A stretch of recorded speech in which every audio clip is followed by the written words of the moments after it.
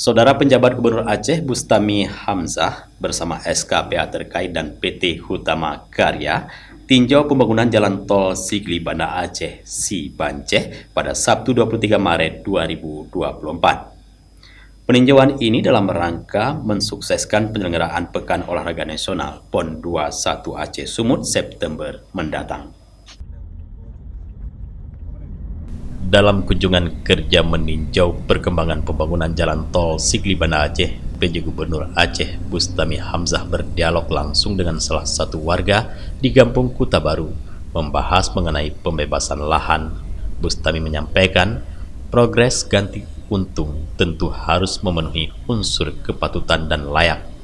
Sebelumnya, dalam audiensi bersama tim Subdit Pengadaan Tanah Jalan Bebas Hambatan Kementerian PUPR, Bustami menyerahkan dokumen penetapan lokasi pembaharuan untuk ruas jalan tol Binjai Langsa yang saat ini masih menyisakan 3 km lagi dari total 44 km. Progres pembangunan jalan tol Sibanceh sudah mencapai 99%, yang hanya menyisakan 37 bidang yang tersebar di seksi 1 Padang Tiji dan Selimum. Pemerintah Aceh optimis dengan kolaborasi lintas sektor, tol Sibanceh akan rampung sesuai dengan target, mendukung dan semakin mempermudah alur transportasi pada gelaran PON 21 yang akan diresmikan langsung oleh Presiden. Sementara pihak Hutama Karya selaku pelaksana pembangunan jalan tol mengapresiasi gerak cepat PJ Gubernur Aceh serta SKPA terkait yang langsung terjun ke lokasi pasca pertemuan yang dilaksanakan sebelumnya.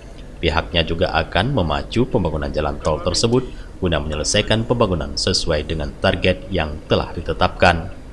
Yang belum bisa dikerjakan ya di lokasi ini, di lokasi akses Padang Tiji sepanjang 230 meter yang belum tersentuh.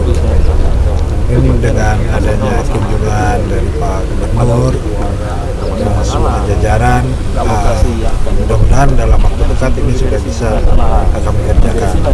Jadi utamanya kendala yang kami alami di sini itu mengenai pengadaan lahan sesuai memang yang awal seperti tanah wakaf yang tadi di SR3 di Desa Suyopalo, kemudian juga tanah tambahan yang bukan untuk ada di antara kilometer 7 sampai 9 itu untuk pengalihan sungai dan jalan desa.